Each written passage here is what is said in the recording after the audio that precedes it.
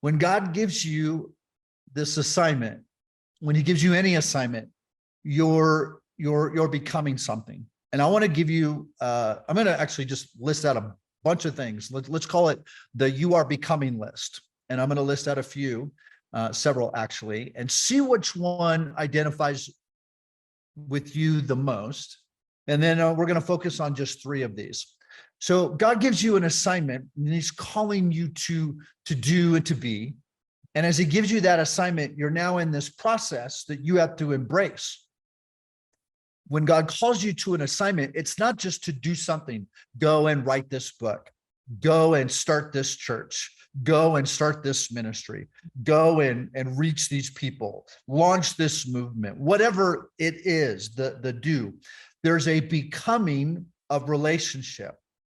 When you look at the life, I'm being kind of funny, but the life of Mo and Joe, Moses and Joseph, the life of Moses and Joseph are so particular to that intimacy, that really intimate place that God calls us, where he takes us through a wilderness. He takes us through these scenarios and he takes us through these situations. And there are lessons of them becoming something.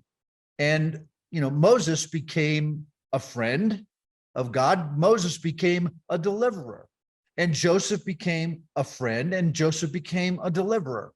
So let me give you this list. There's several here. See which one you just really resonates with you. And then we're going to focus on just 3. You're in this process. You are becoming God's friend. You're becoming God's partner. You're becoming God's dreamer. You're becoming God's deliverer.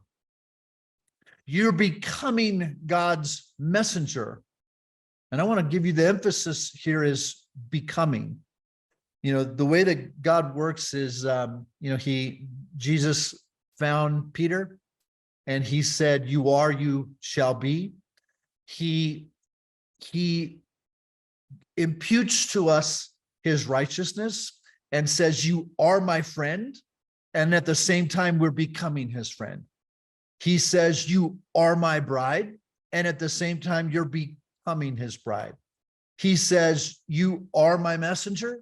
And at the same time, you're becoming his messenger. Becoming implies that there's a process. So here's a few more. You are becoming God's pioneer. You're becoming God's builder. You're becoming God's child. You're becoming God's servant. You're becoming God's warrior. You're becoming God's voice.